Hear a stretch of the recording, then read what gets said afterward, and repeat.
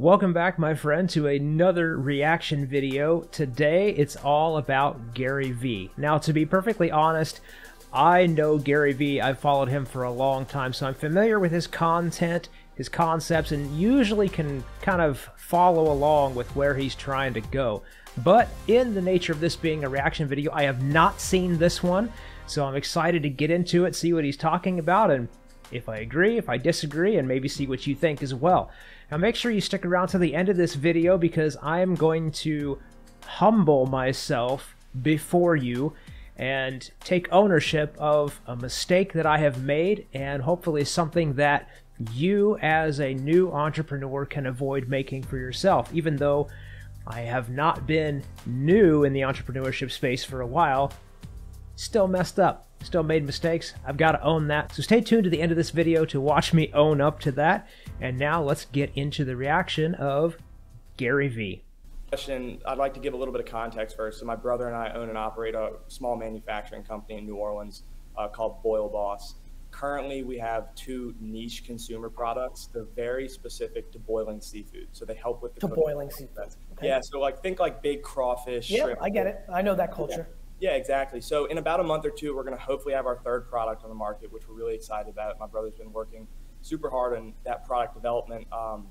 And so my question is, we have a small team right now of just 3 people. Yes. And what I'm focused on now is building out the systems and processes and generally just trying to get organized to better cope with the anticipated volume. Obviously, as you know, there's a ton that goes on behind the scenes to get a product out the door.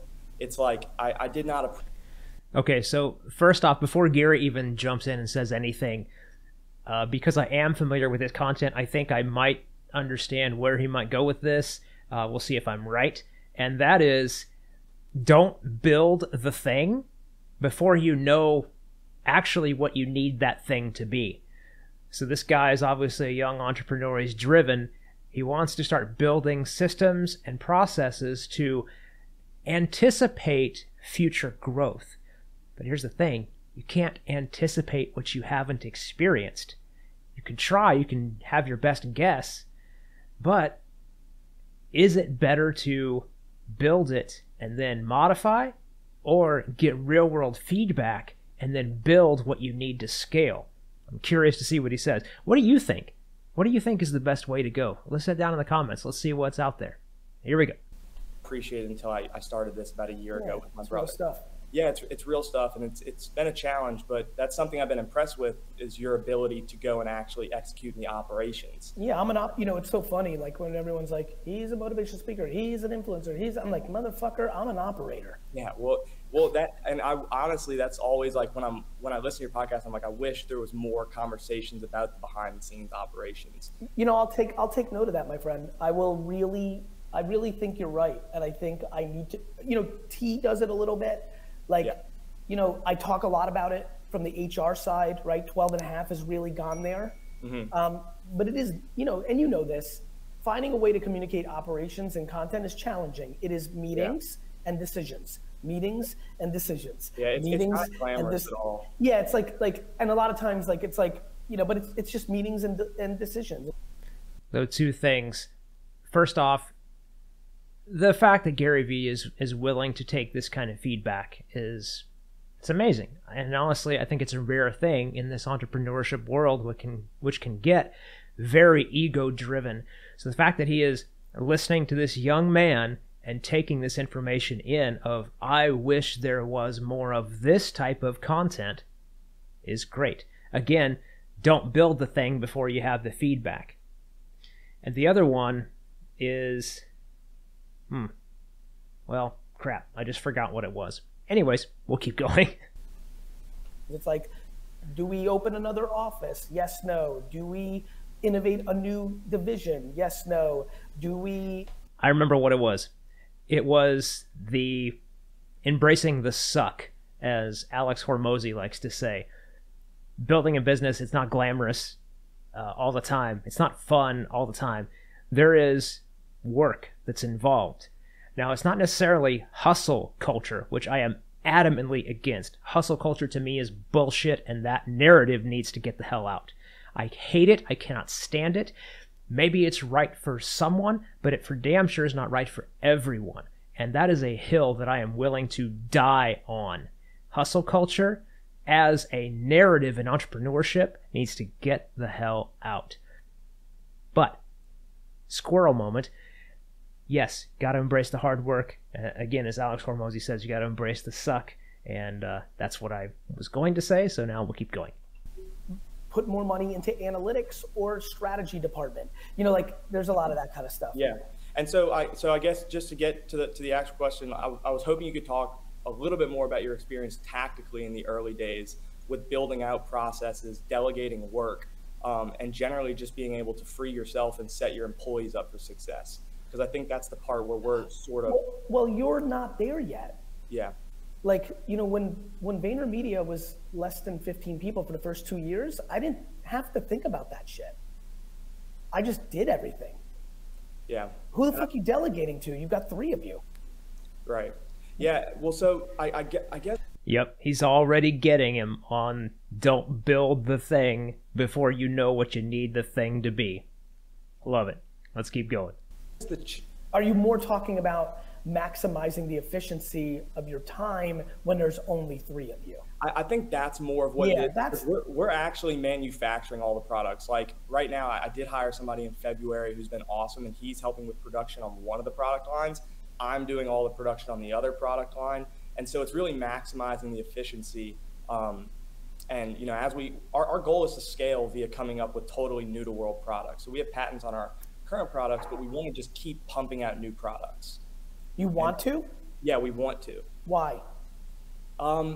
We love the, you know, truthfully, we love the process of inventing. Good. Right? And coming out with stuff. Well, good. I mean, one thing that I like opening businesses. I like doing 100 things. One thing you have to do mentally is understand that if that's what you love, you will drop the ball. Yeah. If you're going to invent 17 things, like 12 things are going to get fucked. And as long as you understand that, you'll actually not stress on things that don't matter. I am a voracious entrepreneur and have a voracious need to open up companies.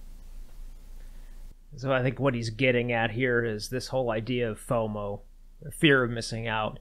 Yes, and as an entrepreneur, as a musician myself, someone who is naturally creative, I love the process of creating.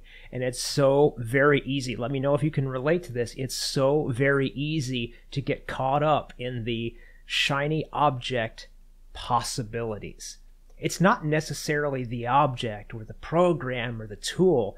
It's the possibilities that could come from employing that tool or using that process, right? It's the possibilities that catch us in that shiny object trap.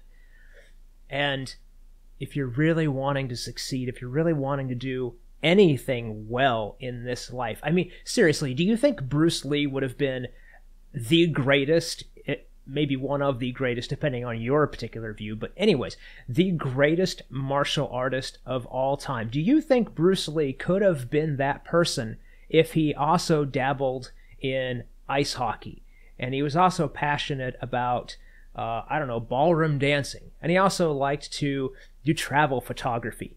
Do you think he would have been the greatest martial artist of all time if he had all those other interests and was doing all those other things? No, of course not.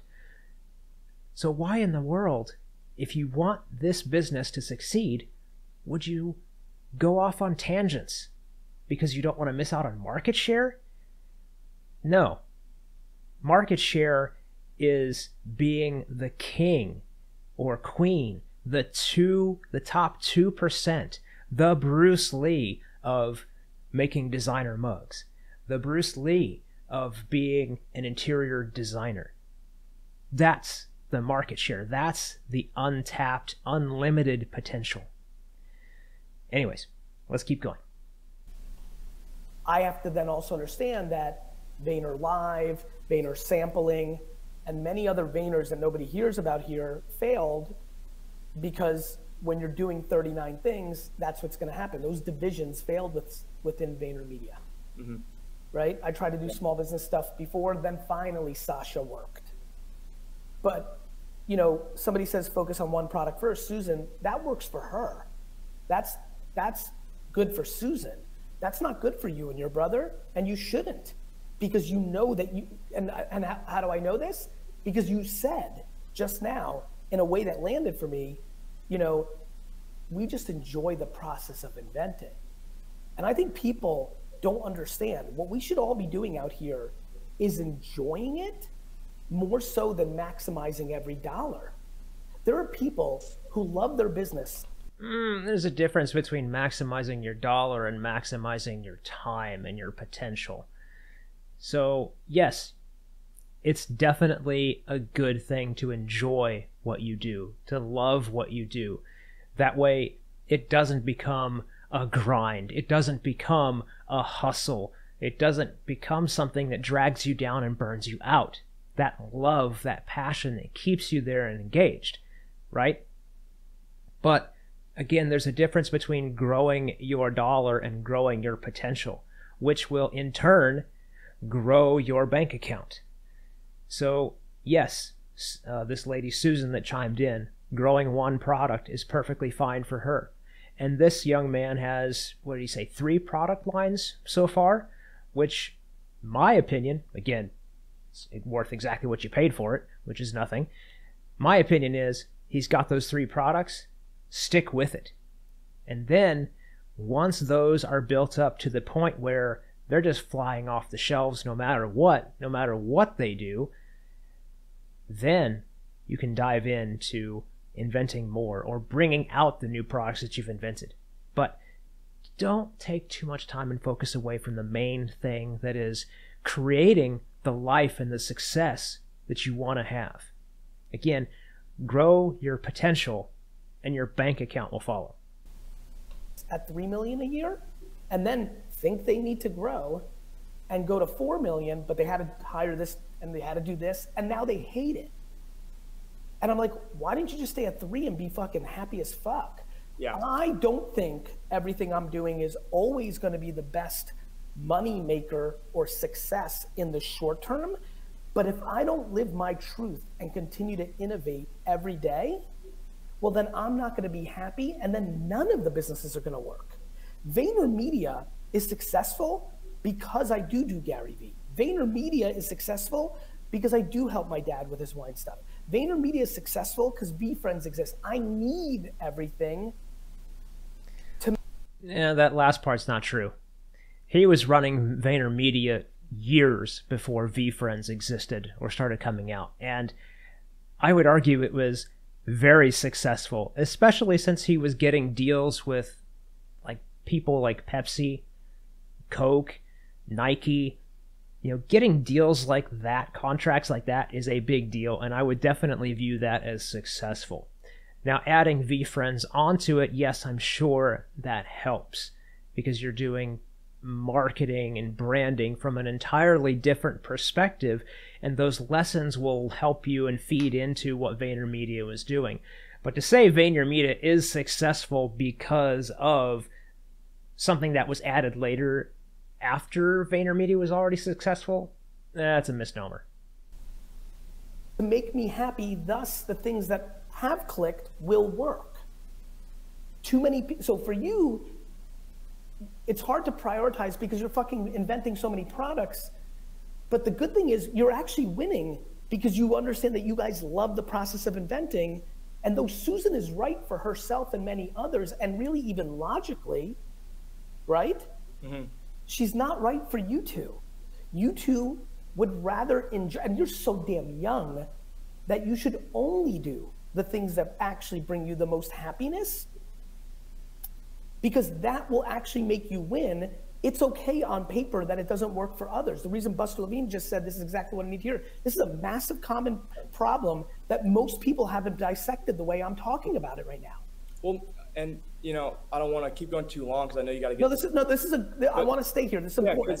I think this will help people too, because I don't think we really struggle with you know, not judging ourselves on dropping balls. You know, I think when you talk about starting a manufacturing company, when you do come up with a product and you have all the overhead of machines and inventory, like, you got to see that one through, right? And you have like you have to see that through, and you have to create, in my opinion, systems and processes to hopefully allow that to run so you can move on to the next one. And so I think that's where we've struggled to like get organized. You haven't struggled. Your company's too young. Yeah. You're creating an ideology of like, we should be here. How long has the company been existing? It's been 3 years. It's 5 minutes. That's 5 seconds, right? Yeah. It doesn't feel like it, but I know. Yeah. It's 5 seconds. Like you've launched 2 products?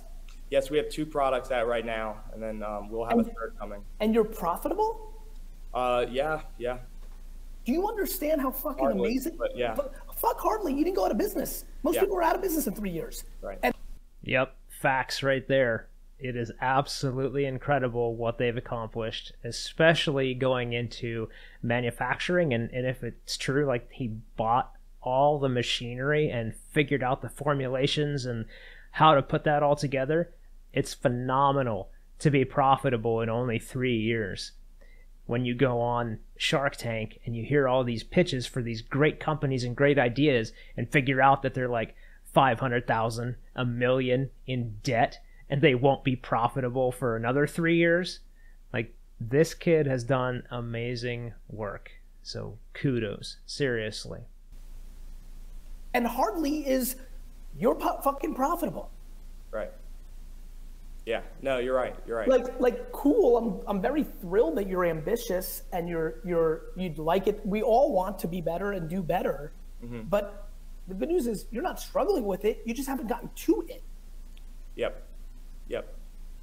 You just haven't gotten to it. You're not struggling with it. You fucking have been doing too many things. You're like successfully entrepreneuring.